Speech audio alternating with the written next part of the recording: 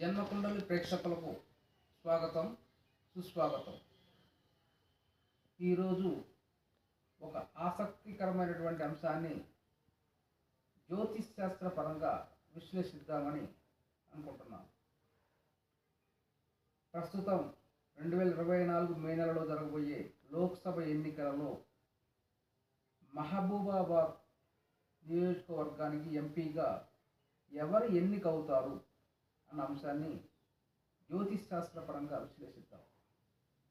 ప్రధానంగా 3 పార్టీలు పోటీలో ఉన్నాయి. బీఆర్ఎస్ పార్టీ నుంచి మాలోత్ కవిత గారు,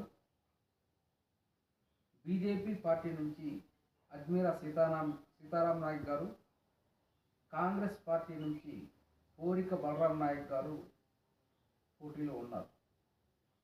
వీరి ముగ్గురిలో గ్రహాలు ఎవరికి అనుకూలిస్తున్నాయి మనం జ్యోతిష్ శాస్త్ర పరంగా విశ్లేషణ చేద్దాం. కోరిక బలరాం నాయక్ గారు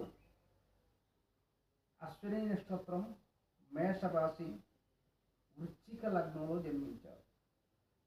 మేషరాశి మరియు వృశ్చిక లగ్నానికి అధిపతి కుజుడు. కుజుడు యొక్క లక్షణాలు ఏమిటి?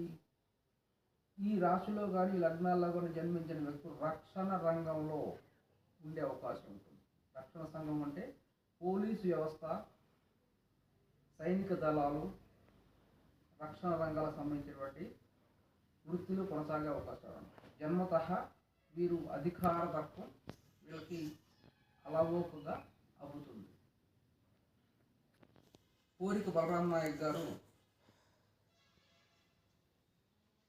పోలీసు డిపార్ట్మెంట్లోనే తమ యొక్క వృత్తిని కొనసాగించారని సమాచారం.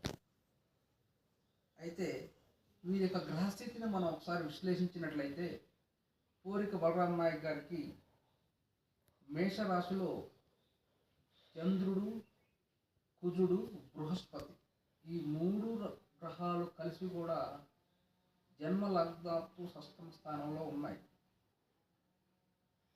సప్తమంలో రవి బుధులు లగ్నాన్ని వీక్షిస్తున్నారు. అలాగే అష్టమంలో శుక్రుడు, రాహు స్థితి పొంది ఉన్నారు. అష్టమంలో శుక్ర రాహుల యొక్క ఫలితం ఏంటంటే ఆకస్మికంగా వీరు వృత్తిలో బ్రహ్మాండమైన మార్పు కలుగుతుంది. ఆకస్మికంగా పోలీస్ వ్యవస్థ నుంచి వీరు ఆకస్మికంగా రాజకీయాల్లోకి రావడం జరిగింది. 2009 ఏప్రిల్ 12వ తారీఖు నుంచి కుజమహర్ దశలో, శని యొక్క అంతర్దశలో వీరు ఎంపీగా ఎన్నికవడం జరిగింది. రాజకీయాలలో రాణించాలంటే శుక్రుడు, శని, రాహు, కుజుడు వీరి జాతకరీత్యా చాలా అనుకూలమైన ఫలితాన్ని ఇస్తాయి. కుజశనుల ప్రభావం రాజకీయాలలో బాగా ఉంటుంది. అయితే వీరి జాతకరీత్యా అనూహ్యంగా కుజమహర్ దశ, శని యొక్క అంతర్దశలోనే వీరు ఎంపీగా ఎన్నికయ్యారు. మరియు ఎట్ ప్రజెంట్ వర్తమానం రాహు మహర్దశలో కేతు యొక్క అంతర్దశ నడుస్తూ ఉంది. అందుచేత వీరు